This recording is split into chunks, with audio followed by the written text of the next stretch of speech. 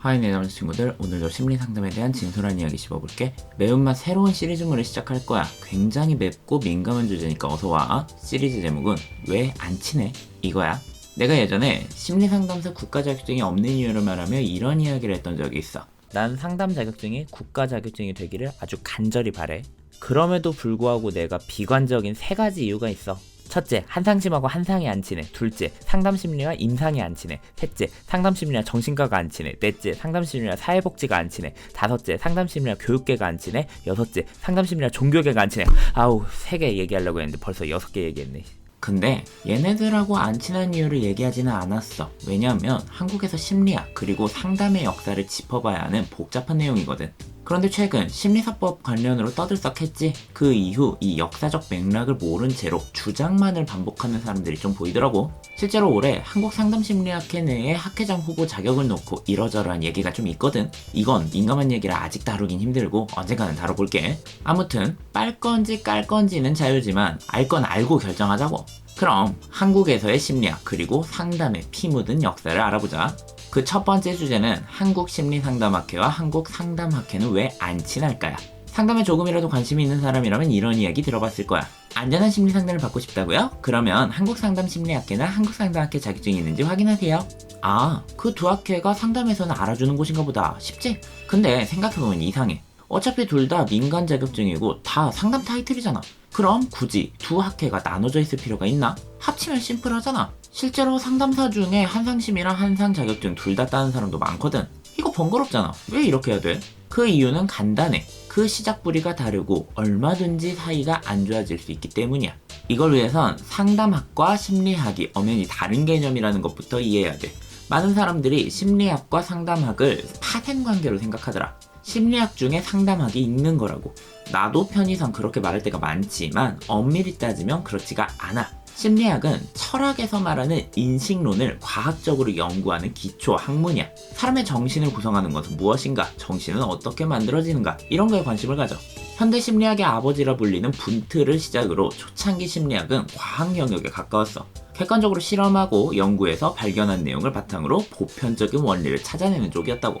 반면 상담학은 과학보다 인문학적 경험에 좀 더 가까워. 연구실에서 찾아낸 보편 타당한 원리보다 이 사람이 살아가며 겪는 실제적인 어려움을 어떻게 해결할 수 있을지에 관심이 있다고. 스포츠로 따지면 인간이라는 분야에 대해 심리학은 어떻게 하면 맛깔난 해석을 할 수 있을지 고민하는 중계진이고, 상담학은 필드에서 뛰는 선수인 셈이야.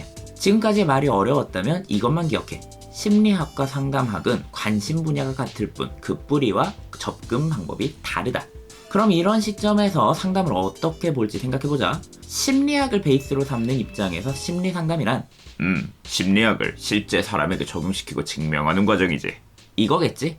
상담 역사에서 빠질 수 없는 프로이트 역시 심리학자 눈으로 볼 땐 당신이 말하는 무의식이라는 거 과학적으로 증명할 수가 없습니다. 당신은 상담을 하는 정신과 의사이지 심리학자라고는 할 수 없어요. 라고 할 수 있는 거야. 반면 상담학을 베이스로 삼는 입장에서 심리상담이란 그 사람을 알 수 있는 다양한 방법 중에 심리학 참 유용하지. 이렇게 돼. 그럼 이쯤에서 두 학회의 이름을 다시 한번 볼까? 한국상담심리학회 그리고 한국상담학회. 심리라는 말이 있고 없고의 차이는 생각보다 어마어마하다는 거. 이제 느낌이 좀 오지? 심리학자들이 상담을 냉랭하게 보고 있을 때 현장에서 실무를 하는 실무자들은 상담이 현장에서 매우 유용하고 필요하다는 것을 알고 적극적으로 상담학을 받아들였어. 그들이 받아들인 상담은 비단 심리학이 아니더라도 교육상담, 종교상담, 법률상담, 부동산 상담, 이런 실무적인 영역에서의 상담이었다고. 그럼 우리나라로 돌아와 보자. 한국심리학회가 발족한 때가 1946년이야. 그리고 1986년에 상담심리 분과가 생겼어. 잠깐, 46년이랑 86년? 심리학회에서 상담심리를 별도의 분과로 만들기까지 40년이 넘는 시간이 걸린 거지. 이것만 봐도 심리학에서 상담을 받아들이는 게 얼마나 힘든 일이었는지 알 수 있어. 이 40년 동안 어떤 일이 있었는지는 이 다음에 임상과 상담 얘기하면서 다루도록 하고, 어쨌든 우리나라에서 상담 전공 모임은 한국심리학회 산하의 한국상담심리학회 뿐이었어. 근데 여기에서 문제가 생겨. 나는 심리학자가 아닌데 왜 한국상담심리학회 뿐만 아니라 한국심리학회도 가입을 해야 하냐. 내 관심사는 심리학이 아니다, 상담학이다. 심리학이 베이스가 아닌 상담러들 입장에서 왜 상담심리 위에 심리학이 군림하는지 이해할 수가 없게 된 거야. 상담학을 적극 받아들이고 실무선상에서 상담을 하며 발전시키는 건 교육계나 종교계가 훨씬 많은데 영향력은 더 머릿수가 적은 심리학 쪽이 더 크게 잡고 있어. 재주는 곰이 부리고 혜택은 인간이 받는 모양으로 느껴진 거야. 그래서 한국상담심리학회 내에 심리학 전공과 교육학 전공의 대립이 발생하게 되었어. 이러다 보니 심리 외 전공자들 사이에 이런 이야기가 나오기 시작하는 거야. 우리가 왜 한국심리학회 분과활동을 해야 되냐? 우리도 미국처럼 심리 빼고 한국상담학회를 만들자. 그렇게 해서 2000년에 상담학회가 출범되었어. 초반에는 규모가 크지 않았지만 심리학 베이스의 주축인 한국상담심리학회에 비해 교육학계, 종교계, 사회복지학계 등 현장에서 실무를 보는 이들 특유의 장악력을 바탕으로 짧은 시간 내에 빠르게 성장할 수 있었지. 지금은 보다시피 어깨를 나란히 하는 한국상담의 양대 산맥으로 커있고, 자 이제 한국상담심리학회와 한국상담학회는 왜 안 친할까에 대한 대답을 할 수 있겠네. 베이스가 달라. 상담하는 사람으로서 한국같이 척박한 상담 환경 속에 으쌰으쌰 해보자 라고 할 때는 어깨동무하고 갈 수 있지만, 어느 한쪽이라도 자기 베이스에 대한 자익을 추구하려 든다면 금세 척지고 대립할 수 있는 관계라는 거지. 요 몇 년간 나름 사이 좋다 싶었는데 한국심리학회 쪽에서 심리사법 만들면서 그니까 상담은 너희들 마음대로 하라니까요? 근데 상담 심리는 심리사들만 하게 하는 법 만든다고요. 이러면 법제화 추진하니까 바로 대립구도 됐잖아. 역사 뿌리를 알면 어찌 보면 지금의 사태는 지극히 당연한 수순인 거지.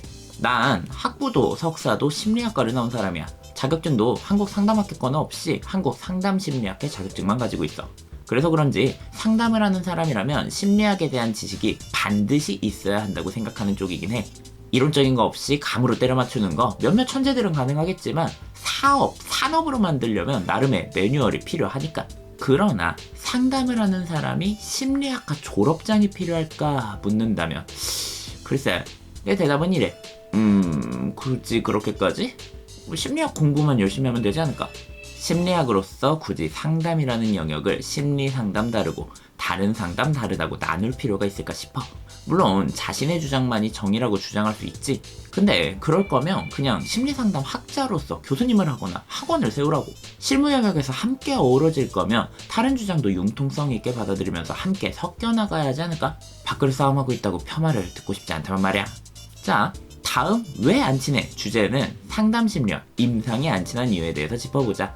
와우, 채널 폭격받는 소리가 벌써부터 들리네. 어서 들어와. 재밌고 신나는 토론으로 이 영상을 떡상시켜줘. 구독, 좋아요, 알림 설정.